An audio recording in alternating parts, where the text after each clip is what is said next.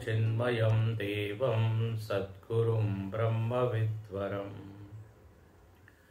ॐ सहनाववतु सहनौ भुनक्तु सह वीर्यं करवावहै तेजस्विनावधीतमस्तु मा विद्विषावहै। ॐ शान्ति शान्ति शान्तिः। ॐ आप्यायन्तु ममाङ्गानि वाक्प्राणश्चक्षुश्रोत्रमथो बलमिन्द्रियाणि च सर्वाणि।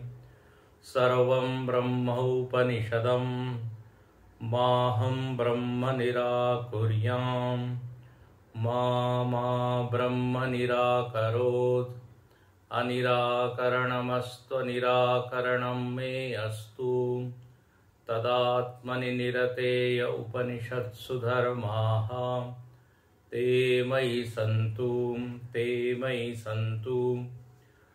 ॐ शान्ति शान्ति शान्तिः। हरिओम। बहुत दिनों के बाद हम लोग मिल रहे हैं, इसलिए हम प्रथम मंत्र से पाठ करेंगे। आप अपनी पुस्तकें देख सकते हैं। केनेषितं पतति प्रेषितं मनः केन प्राण प्रथम प्रैतियुक्तः। केनेषितां वाचमिमां वदन्ति चक्षुश्रोत्रं कौ देवो युनक्ति। श्रोत्रस्य श्रोत्रं मनसो मनो यत् वाचोह वाचं सौ प्राणस्य प्राणः। चक्षुषश्चक्षु अतिमुच्य धीराः प्रीत्यास्माद्लोकादमृता भवन्ति। न तत्र चक्षुर्गच्छति न वाग्गच्छति नो मनो न विद्मो न विजानीमः। यथैतदनुशिष्याद् अन्यदेव तद्विदितादथो अविदितादधि। इति शुश्रुमपूर्वेषां ये नस्तद्व्याचचक्षिरे। 15 दिन पूर्व हम लोग इस तृतीय मंत्र का अध्ययन कर रहे थे। पिछले 2 मंत्रों में क्या हुआ उसको संक्षेप में देख के हम तीसरे मंत्र में प्रवेश करते हैं, क्योंकि विस्मरण की संभावना बहुत है। 15 दिन में हो सकता है विचार जो हुआ है पहला वो हम भूल गए हों। थोड़ा सा याद करा देते हैं। इस उपनिषद का प्रारंभ जिज्ञासा वाक्य से हुआ। केनेषितं पतति प्रेषितं मनः। जो साधन चतुष्टय संपन्न शिष्य है उसने प्रेरक के विषय में प्रश्न किया कि इंद्रिय मन बुद्धि प्राण इन सब का प्रेरक कौन है। उत्तर दिया गया द्वितीय मंत्र में। बोले ये संपूर्ण एक संघात के नाम से विख्यात है। स्थूल शरीर सूक्ष्म शरीर इनको यदि मिला दिया जाए तो ये क्या बन जाएगा? संघात, असेंबलेज।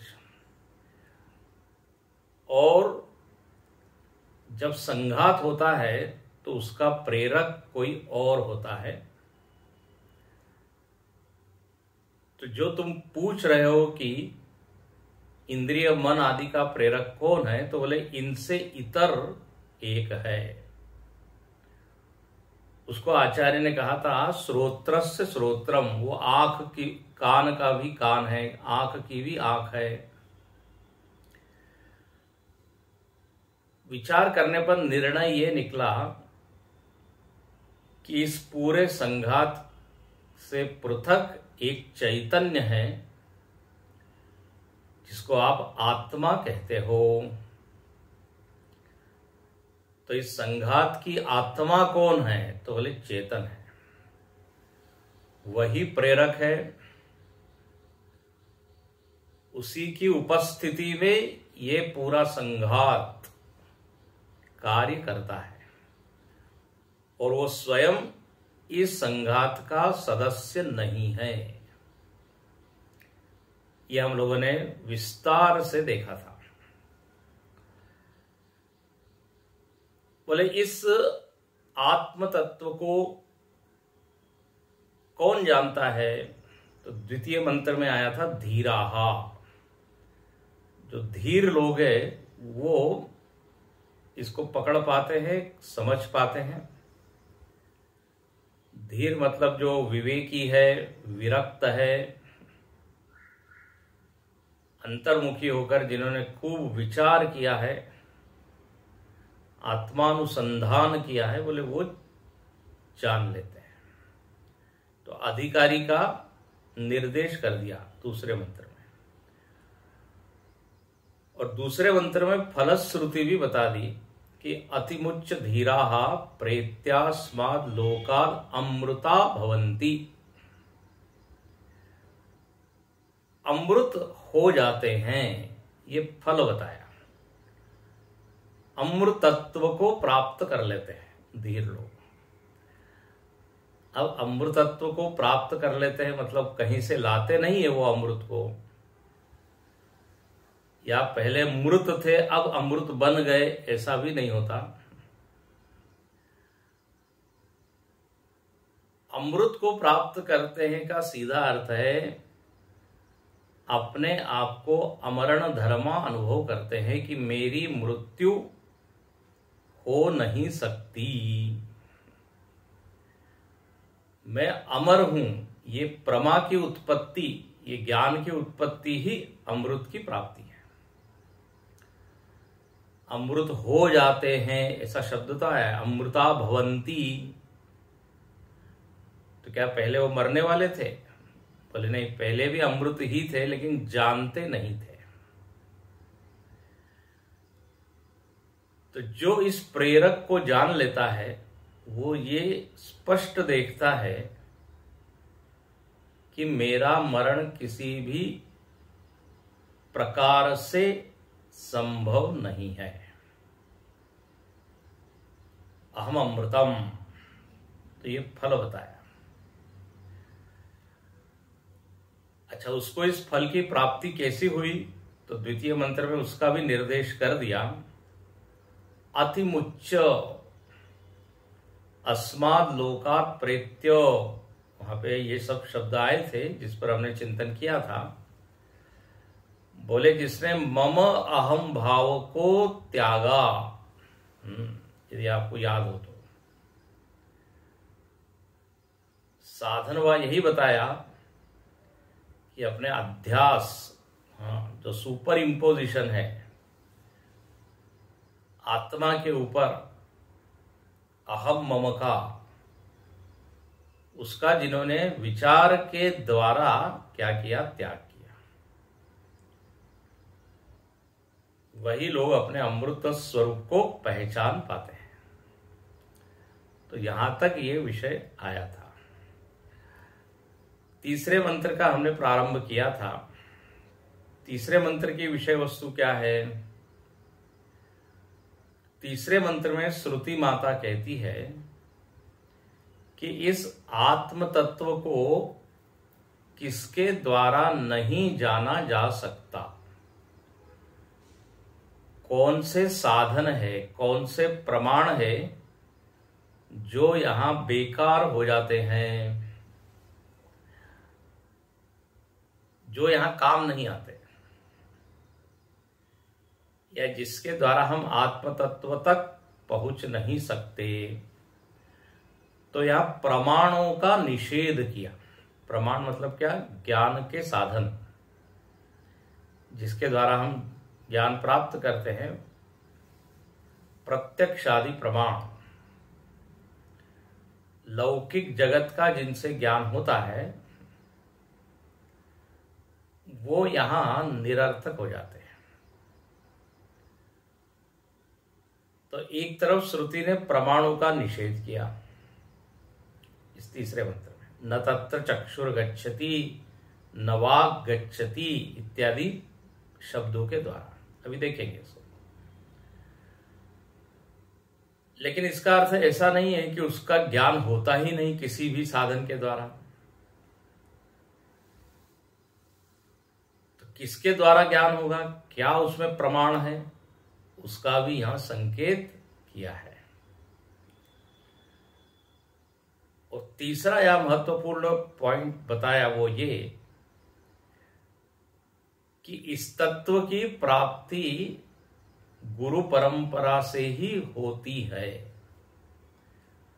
इति शुश्रुम पूर्वेशाम ये नस्तद व्याच चक्षुरे।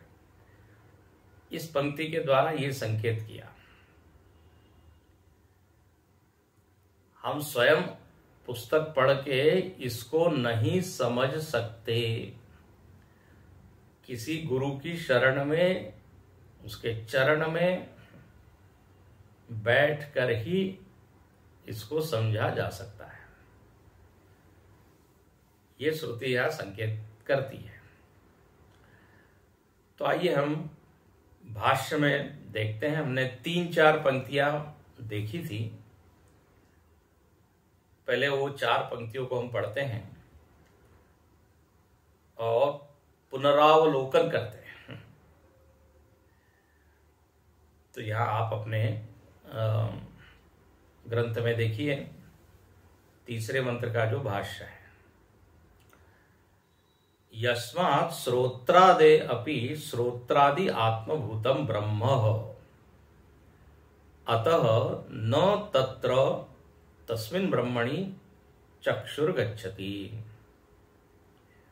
बोले चूंकि जो ब्रह्म है उसी को यहां आत्मा कहा, आत्मभूतम ब्रह्म, जो इन श्रोत्रादियों की आत्मा है वही ब्रह्म है और वहां पर चक्षु आदि नहीं जाती, मतलब नेत्र से उसका ज्ञान नहीं होता। ये हम देख चुके थे। बोले क्यों नहीं होता, जब नेत्र से हम सब कुछ देख लेते हैं तो व्हाई नॉट ब्रह्मन। तो यहां एक अंडरलाइन कर सकते हैं आप, एक नियम है स्वात्मनि गमन असंभवात। अपने में ही गमन संभव नहीं है। नेत्र के पीछे जो आत्म तत्व है उसको नहीं देख सकता, क्योंकि नियम क्या है, स्वयं को नहीं देख सकता। इसके ऊपर चिंतन हमने पीछे किया था। अभी फिर थोड़ा विचार करते हैं। तो स्वात्मनि गमन असंभवात, चूंकि नेत्र की आत्मा ये चैतन्य है, तो नेत्र अपने ही आत्मा को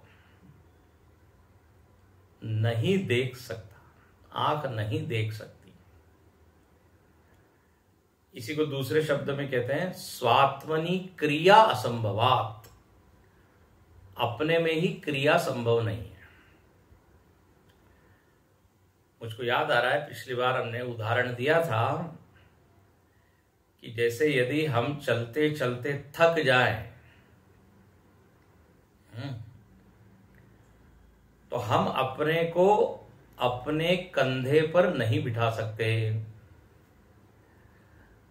कोई दूसरा व्यक्ति हमारे साथ चल रहा है और वो यदि थक गया तो उसको आप अपने कंधे पे बिठा सकते हैं, आ जाओ पीठ पे चढ़ जाओ। अब कोई कह रहा है मैं थक गया हूं, तो दूसरे ने कहा फिर चलो खुद ही अपने कंधे पर आप अपने आप को बिठा लो। तो ये हास्यास्पद होगा, ये हो नहीं सकता। इसको कहते हैं स्वात्मनि गमन असंभव, स्वात्मनि क्रिया असंभव। तो ऐसे ही आंख को नहीं देख सकती, तो आंख आत्मा को क्या देखेगी।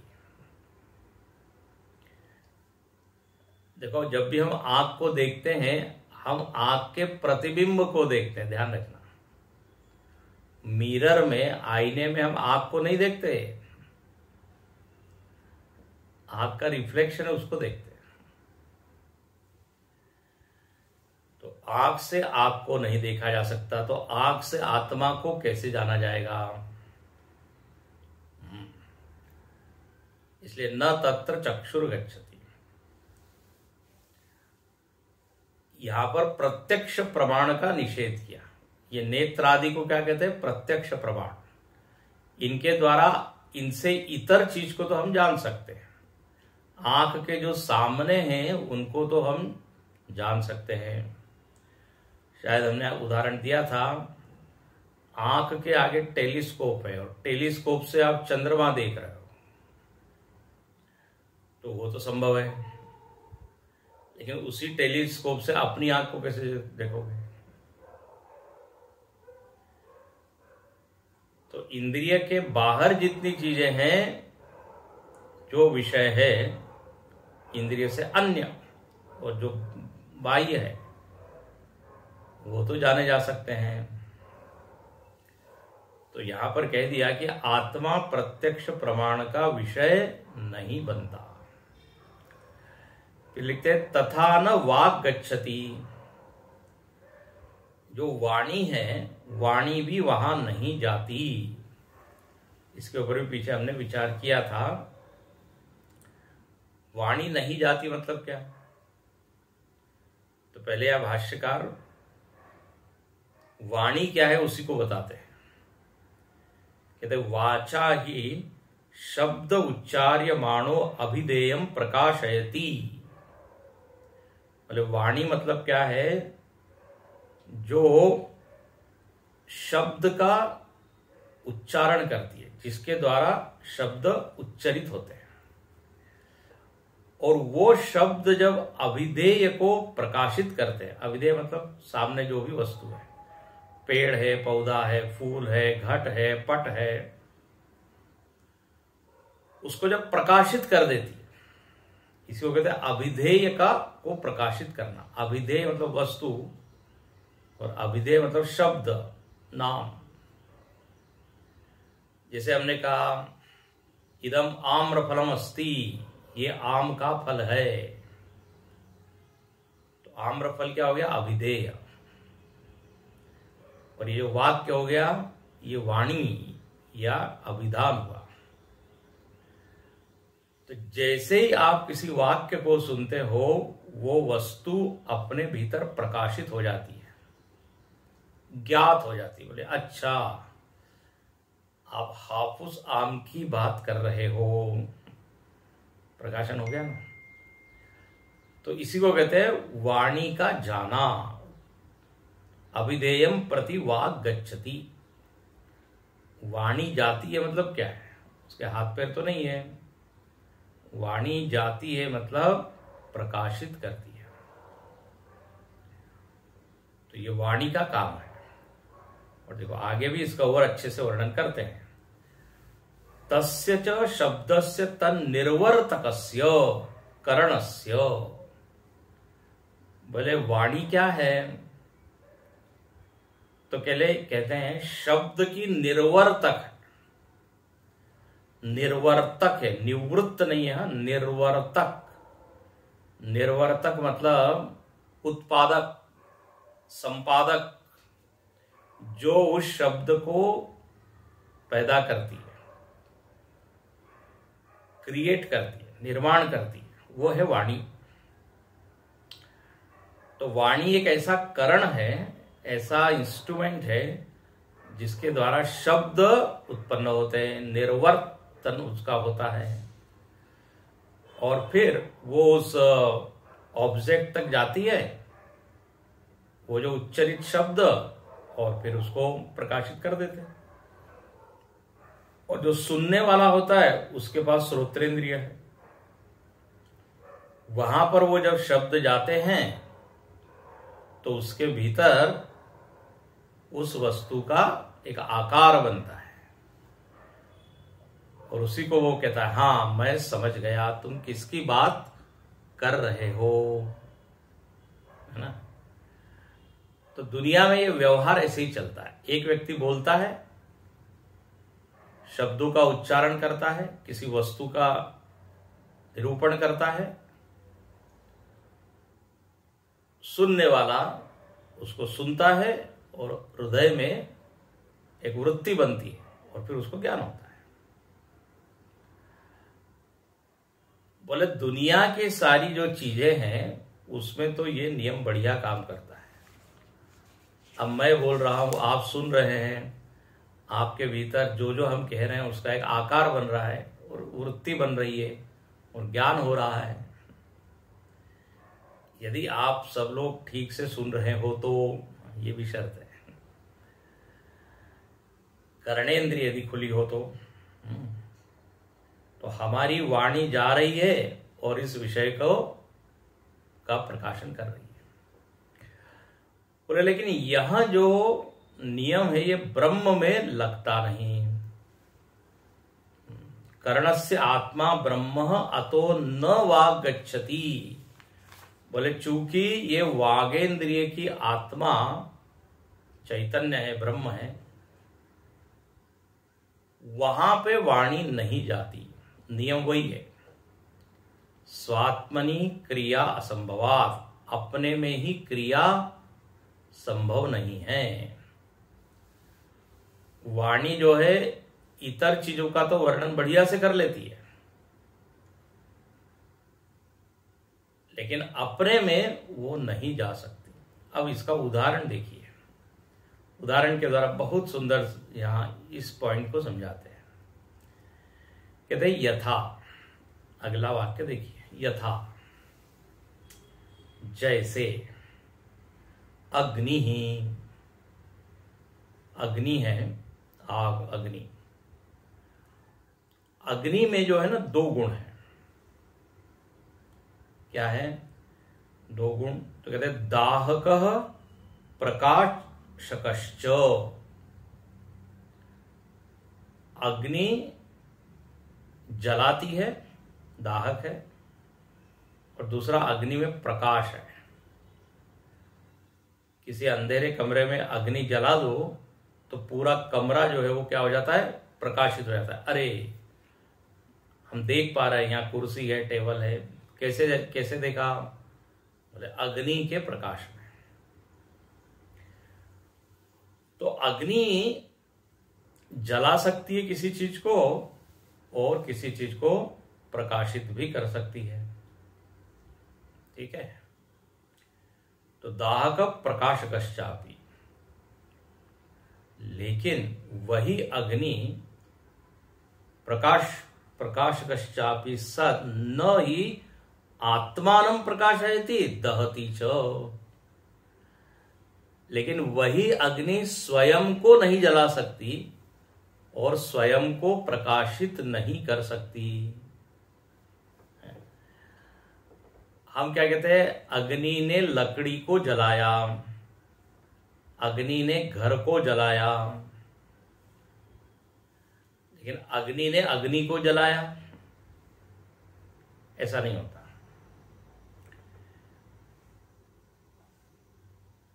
एक होता है कर्ता और एक होता है कर्म। जिसके ऊपर क्रिया होती है उसको कहते हैं कर्म। जैसे रामः गृहं गच्छति, राम घर को जाता है। तो यहां राम है कर्ता और घर क्या है? कर्म। राम इज सब्जेक्ट एंड गृहम इज ऑब्जेक्ट, और गच्छति क्या है? क्रिया है, वर्ब है। तो कोई भी क्रिया जो होती है ना, वो कर्ता किसी भी क्रिया को करता है तो वो कर्ता से वो किसी दूसरे वस्तु पर कर्म करता है, क्रिया करता है। मतलब राम घर को जा सकता है, राम रामम गच्छति, ऐसा होगा क्या? सब्जेक्ट और ऑब्जेक्ट एक ही हो गए तो ये तो गलत हो जाएगा।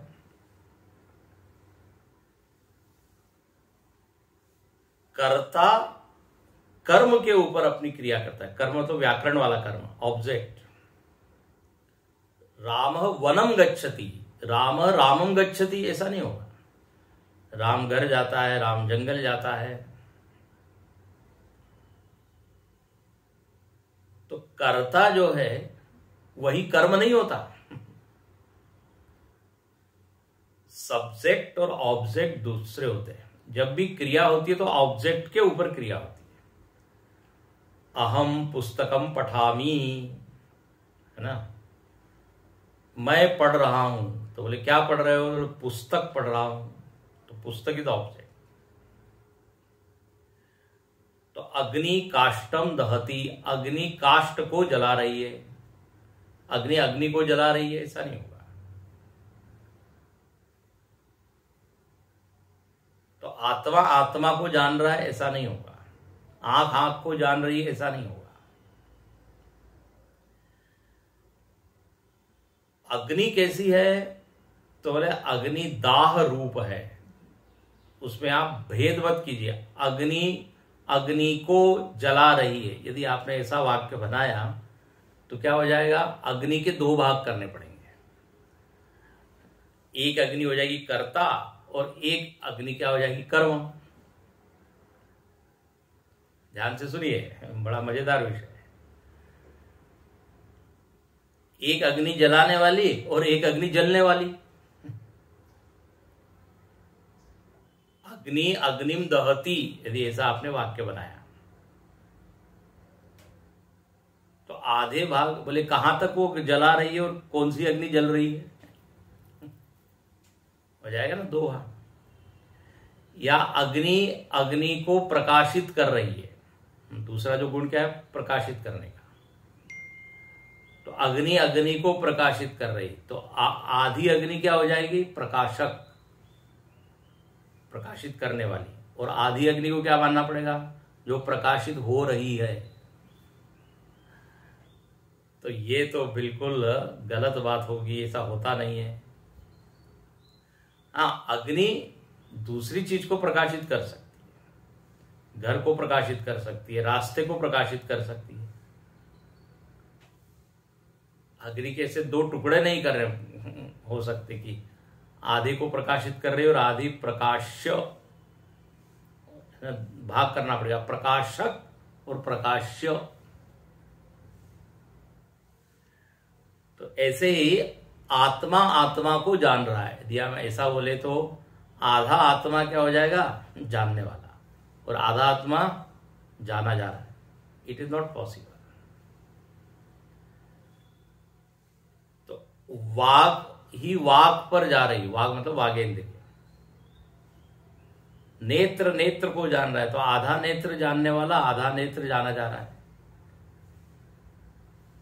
तो इसको क्या कहेंगे? स्वात्मनि क्रिया असंभवात।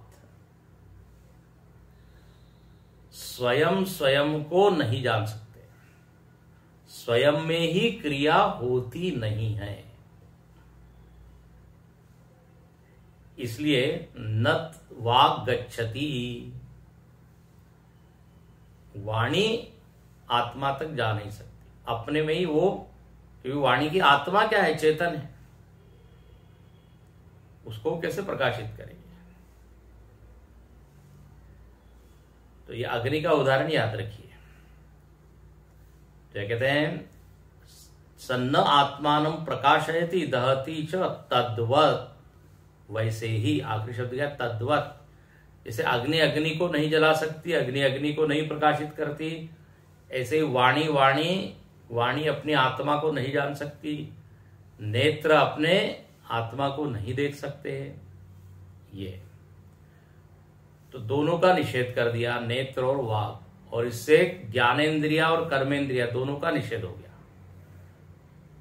बोले दोनों असमर्थ है आत्मा तक जाने में। देखिए यहां पे निषेध क्यों किया जा रहा है, ध्यान से सुनना। पहले हमने बताया था निषेध इसलिए किया जा रहा है कि कहीं किसी को यह भ्रम न हो कि एक दिन हम आत्मा को आंख से देख लेंगे। कान से सुन लेंगे, हाथ से स्पर्श कर लेंगे, ये भ्रम न रह जाए इसलिए उसको क्या कर दिया, हटा दिया। अच्छा, दूसरा क्या कि किसी चीज को आपने देख लिया और उसी को मान लिया यही ब्रह्म है, बोले ऐसा भी ना हो। कई बार लोगों को भ्रम होता है, अरे हमने ब्रह्म को देखा, आत्मा को देखा, बस आत्मा को टच करके मैं आ गया, टच कर रहा था उतने में आंख खुल गई। ऐसा आत्मा इज एक्चुअली अनटचेबल, बिल्कुल अछूत है। किसी भी इंद्रिय से उसको आप जान नहीं सकते। हाँ, और कोई चीज को आप स्पर्श कर सकते हैं, कोई आपको दिव्य अनुभव आ सकते हैं, कुछ बढ़िया कुछ सुन सकते हैं, कुछ अलग अलग रंग रूप देखते हैं लोग, जो कि बिल्कुल अलौकिक होता है। कई लोग उसी को आत्मा मान लेते, बोले आज मैंने आत्मदर्शन किया, एक नीली ज्योत देखी, लाल प्रकाश देखा, बोले न तत्र चक्षुर गच्छति। ठीक है, आपने लाइट देखा होगा कुछ, लेकिन वो आत्मा नहीं है, क्योंकि इंद्रियों की आत्मा वो चैतन्य है, उसको वो कैसे प्रकाशित कर सकते। यहां उदाहरण याद रखिएगा। और सिद्धांत क्या है, स्वात्मनि क्रिया विरोधात्।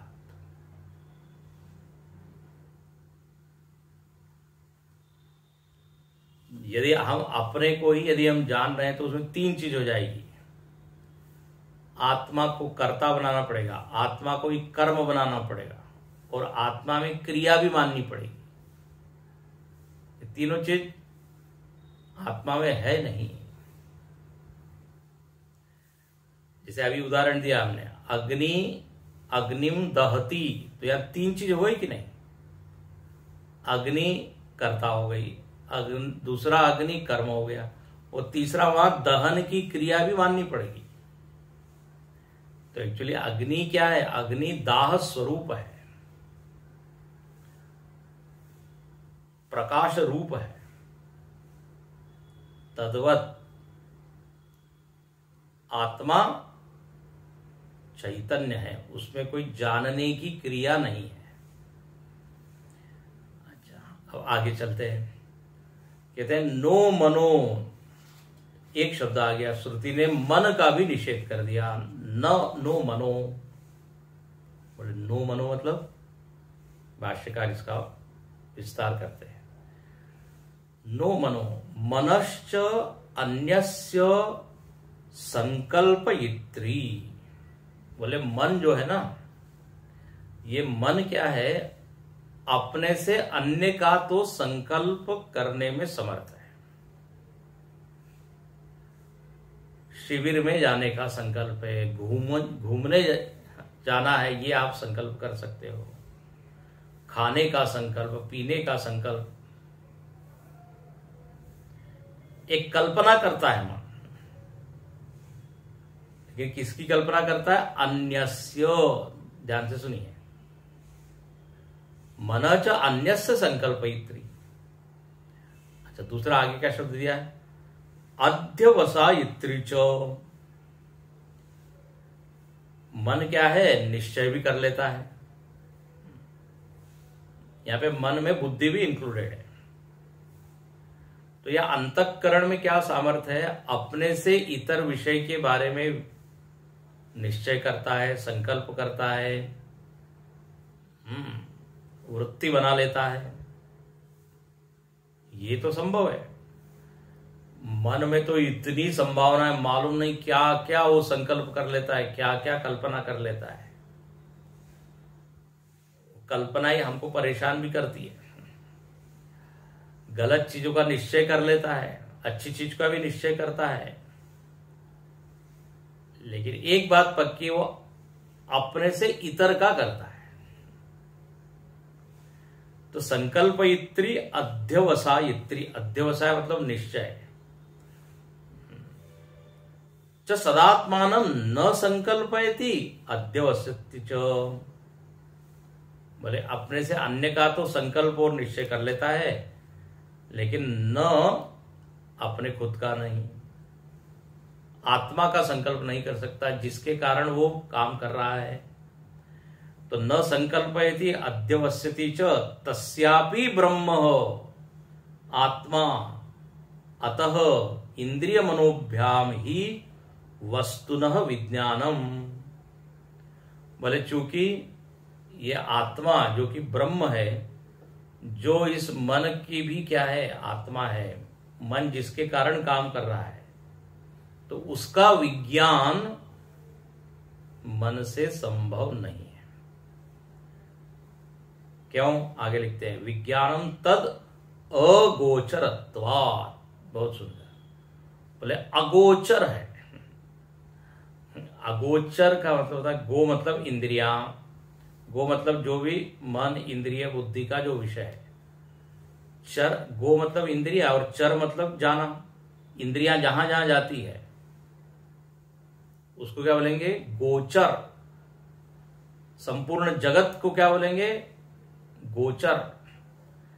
जहां इंद्रिया जाती है, इंद्रिय के पीछे मन जाता है, बुद्धि जाती है। अब यहां समस्या ये है कि ये जो प्रेरक है, जो आत्मा है, वो इंद्रियों के तो पीछे बैठा है, तो वहां इंद्रिया जाती नहीं। तो इंद्रिया नहीं जाती तो फिर मन बुद्धि भी क्या करेंगे बेचारे?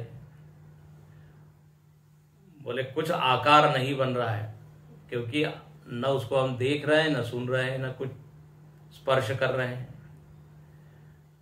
तो विज्ञानम तद अगोचरत्वात्, उसका जो ज्ञान है इंद्रिय और मन से होता नहीं, क्योंकि इसके पीछे बैठे हुए हैं। तो अब ये सत्य बात है, अब ऐसी ये स्थिति है, वस्तु स्थिति है। तो आचार्य कहते हैं ऐसा होने के कारण, ध्यान से सुनिए, न तत्र चक्षुर्गच्छति न वाग गच्छति नो मनो। शास्त्रीय भाषा में इसको बोलेंगे न तो प्रत्यक्ष प्रमाण से उसका ज्ञान हो रहा है, न ही अनुमान प्रमाण से। ये मन और बुद्धि से हम अनुमान करते हैं। बोले ये भी यहां संभव नहीं है।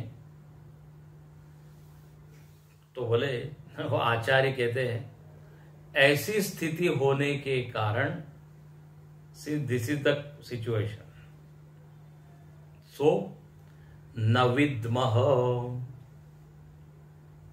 न विद्म के ऊपर क्या लिखते भाष्यकार? न विद्म तद ब्रह्म ईदृशम। बोले ब्रह्म इस प्रकार से है, ऐसा हम उस शिष्य को बता नहीं सकते, क्योंकि इंद्रिय गोचर है रही। भाई किसी पेड़ के बारे में बता सकते हैं उस शिष्य को कि वो पेड़ का आकार इतना है, उसकी शाखाएं ऐसी है, उसके पत्ते ऐसे हैं, क्योंकि गोचर है। बड़ा आचार्य की समस्या ये है कि इंद्रिय और मन की पकड़ के बाहर है, तो सब पकड़ के आप बता नहीं सकते ब्रह्म ऐसा है। न विद्मा, नहीं जानते हम कि ब्रह्म इस प्रकार है, ईदृशमित अतः न विजानीम यथा येन प्रकारेण तद ब्रह्म अनुशिष्यात् उपदेशे शिष्याध्याय इति अभिप्रायः। बोले इसलिए वो आचार्य कहते हैं हमको समझ में नहीं आ रहा है, हम नहीं जानते शिष्य को कैसे समझाया जाए। ये क्या सुंदर है। जहां पर इंद्रियों का व्यापार ही संभव नहीं है, तो उसको आप कैसे समझाएंगे? शिष्य को, आचार्य को यहां समस्या है। और अगली पंक्ति आप अंडरलाइन कर लीजिए। बोले जगत में आप जब किसी के बारे में किसी को समझाते हैं, बताते हैं, तो कुछ आलम्बनों का प्रयोग करते हैं। ध्यान से सुनना, कुछ आधार लेते हैं। उसके द्वारा किसी वस्तु का वर्णन होता है और फिर सामने वाला भी समझ जाता है, बोले अच्छा अच्छा ऐसा है ऐसा है। बट यहां पे वो सारे आधार है ही नहीं। देखो अगली पंक्ति, यदि ही कर्ण गोचरम तद अन्यस्मा उपदेष्टुम शक्य।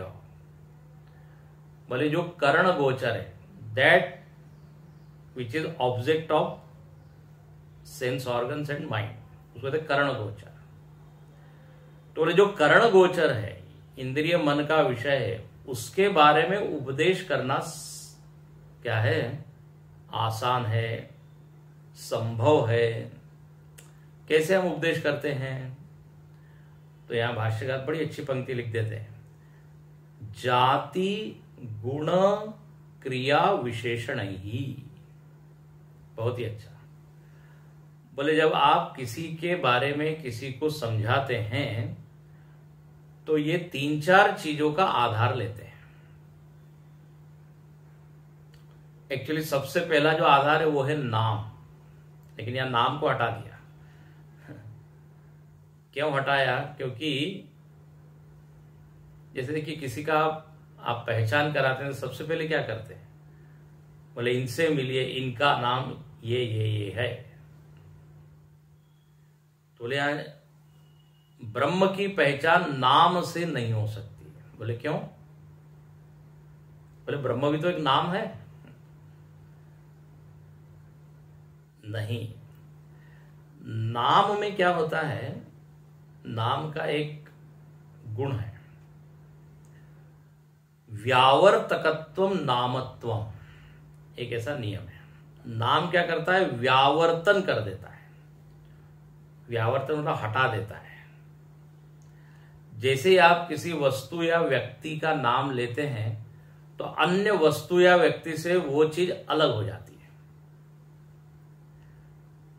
जैसे हमने कहा सुरेश, रमेश, इधर आओ, तो वहां 10 लोग बैठे हैं, तो 10 में से जो सुरेश है वो एकदम आ जाएगा, बाकी लोग समझ जाएंगे कि हमको नहीं बुलाया गया।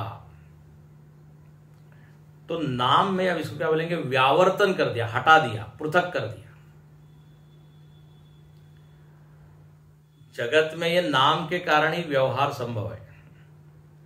वस्तु का भी नाम है।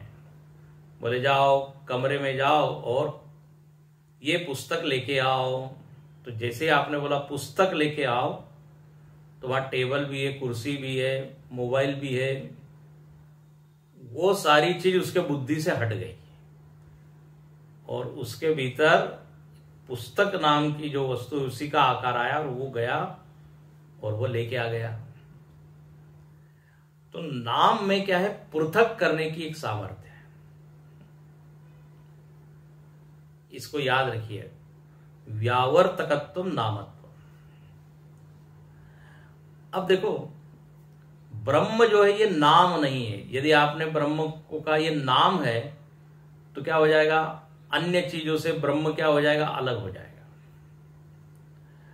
और ब्रह्म एक ऐसी चीज है कि आप उसको किससे अलग करोगे, वो तो सब में है, किससे पृथक करोगे। इसलिए ब्रह्म इज नॉट एक्चुअली नाम, ब्रह्म तो एक लक्षण है, जो व्यापक है वो है ब्रह्म। ऐसे 10 चीजों में एक चीज ब्रह्म है ऐसा नहीं। इसलिए यहां प्राय दुनिया में जब आप किसी का परिचय कराते हो नाम से कराते हैं, तो जैसे आप नाम लेते हैं वो व्यक्ति एकदम अलग हो जाता है। बट ब्रह्म तो सर्वरूप है, किसी से पृथक वो है ही नहीं, तो उसको आप अलग नहीं कर सकते। इसलिए अनाम, वास्तव में तो ब्रह्म कैसा है, अनामी है। तो बोले नाम के द्वारा उसका वर्णन हो नहीं सकता। अच्छा, फिर दूसरा क्या लिखते हैं, जाति। जाति के द्वारा वर्णन होता है। जाति मतलब क्या होता है, एक सामान्य धर्म को कहते हैं जाति। हाँ, जैसे मनुष्य जाति, अनेक मनुष्य है और उन सारे मनुष्यों में एक जो सामान्य अंश है, सामान्य धर्म है, उसको क्या बोलेंगे? जाति।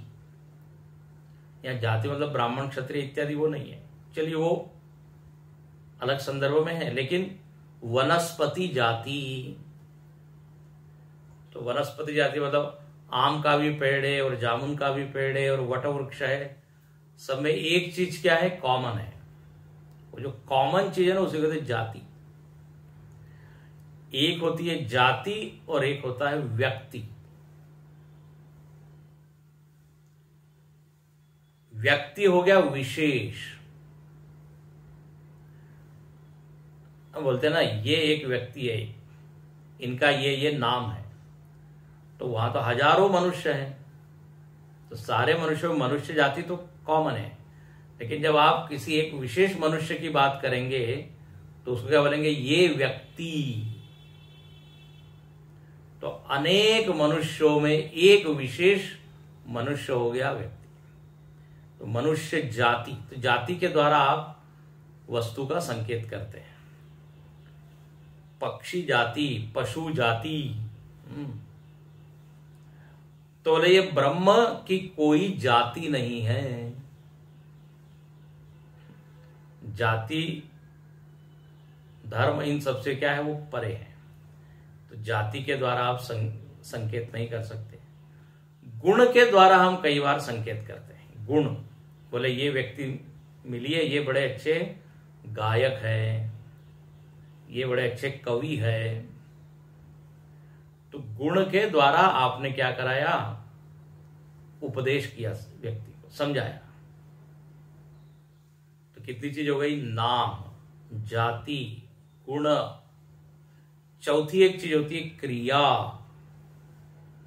क्रिया, क्रिया के द्वारा हम लोगों को व्यक्ति का ज्ञान कराते हैं। बोले ये व्यक्ति है और ये इंजीनियर है, ये डॉक्टर है, शिक्षक है, तो उनकी किसी क्रिया के द्वारा आपने समझाया। बड़ा इंटरेस्टिंग है। देखिए ऋषियों ने ये गिन डाले कि ये 4-5 आलंबन है, इसी के द्वारा किसी व्यक्ति का परिचय होता है, पहचान होती है व्यक्ति वस्तु की। नाम, जाति, गुण, क्रिया, और एक और चीज होती है उसको कहते हैं संबंध। संबंध मतलब बोले इनसे मिलिए, ये हमारे चाचा है, मामा है, कजिन है ना, फूफा है, जो भी है। तो संबंध। लेकिन यहां पे बड़ा अच्छी बात करते हैं कि न तद जात्यादि विशेषणवत ब्रह्म। बोले ब्रह्म में न तो जाति है, न कोई गुण है, न क्रिया है, न संबंध है। तो आप कैसे उसका वर्णन करोगे? यहां आनंद गिरी जी महाराज इसी का थोड़ा अच्छे से वर्णन कर देते हैं। बोले जगत में कैसे आप किसी का ज्ञान कराते हैं, उपदेश करते हैं किसी को। तो देखिए आपके पास यदि आनंद गिरी जी हो तो वहां पे लिखा हुआ है ब्राह्मणो अयम इत्यादि जातितः। बोले इन व्यक्ति से मिलिए, ये ब्राह्मण है, तो आपने जाति के द्वारा उनका परिचय कराया। कृष्ण अयम, ये आनंद गिरी जी की टीका में कृष्णोयम, ये जरा सावले हैं, तो देखो आपने गुण बताया। जो गोरे हैं ना, सावले हैं ना, वो मेरे चाचा है, वो मेरे मामा है। तो कृष्ण अयम इत्यादि गुणतः। फिर तीसरा क्या लिखा? पाचको अयम इत्यादि क्रियातः। बोले ये पाचक है। पाचक मतलब क्या है? शेफ है। शेफ आजकल क्या होता है? रसोईया है, ये बढ़िया भोजन बनाते हैं। तो आपने उनकी क्या है? एक क्रिया का निर्देशन किया। बोले he is very good cook, पाचक है। तो या तो जाति का उच्चारण हुआ, या उनके गुण का, या क्रिया का, या राज पुरुष इत्यादि संबंध विशेषणवत उपदिश्यते। या फिर आपने संबंध बताया, अरे ये राजा का आदमी है, ये मिनिस्टर है, इनका उस राजा से बड़ा अच्छा क्या है? कनेक्शन है, रिलेशन है। तो आपने संबंध के द्वारा उपदेश किया। लेकिन ब्रह्म तो न जात्यादि मत, ब्रह्म तो जाति के परे है, उसकी कोई जाति नहीं है। निर्गुण होने के कारण कोई गुण नहीं है।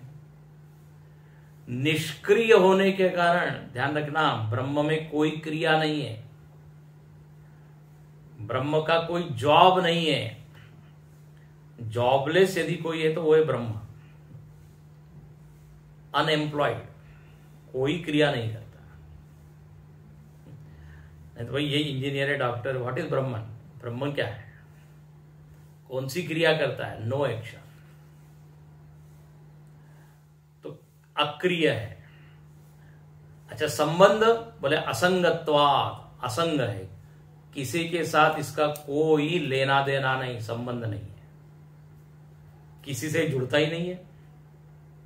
तो आप कैसे इसका परिचय कराओगे कि ब्रह्मा हमारे चाचा जी हैं, ब्रह्मा हमारे पड़ोसी है? नो। तो यहां बड़ा ये सुंदर वाक्य है, यदि कर्ण गोचरम तद अन्यस्मा उपदेष्टुम शक्य जाति गुण क्रिया विशेषण ही न तद जात्यादि विशेषणोत ब्रह्म। बोले ब्रह्म में ये न होने के कारण उसका उपदेश इस तरह से संभव नहीं है जिस तरह से हम सामान्य चीज का उपदेश करते हैं। इसी को ध्यान में रखते हुए आचार्य यहां कहते न विद्मः न विजानीमः। बोले इसलिए हम कैसे इसको समझाएं, ये बड़ा कठिन है। इसलिए अंतिम पंक्ति पढ़ के मैं पूर्ण करता हूं। तस्माद् विषमं शिष्य अनुपदेशेन प्रत्याययितुमिति। बोले इसलिए शिष्य को इस ब्रह्म का ज्ञान कराना विषमम, विषम मतलब दुष्करम, कठिन है। यहां पर आचार्य को एक ऐसे वस्तु के बारे में वर्णन करना है जिसमें कोई आलंबन है ही नहीं, है ना। आजकल की भाषा में कहते बड़ा एब्स्ट्रैक्ट है ये ज्ञान, अमूर्त है, सो सटल, सूक्ष्म है, इसलिए समझाना भी कठिन और समझना भी कठिन। तो बोले अब क्या करें फिर? तो अभी तो हम अपनी कक्षा पूर्ण करते हैं, कल इसको अच्छे से हम समझेंगे कि विषमम तो है लेकिन असंभव नहीं है। कैसे उसको समझे? तो श्रुति स्वयं यहां पर एक बड़ा अच्छा सूत्र पकड़ा देती है। बोले इसको जानना है ना, तो इस तरह से जानो। वो हम देखेंगे कल। ओम पूर्णमदः पूर्णमिदं पूर्णात् पूर्णमुदच्यते पूर्णस्य पूर्णमादाय पूर्णमेवावशिष्यते। ओम शांति शांति शांति। हरि ओम। श्री गुरुभ्यो नमः। हरि ओम।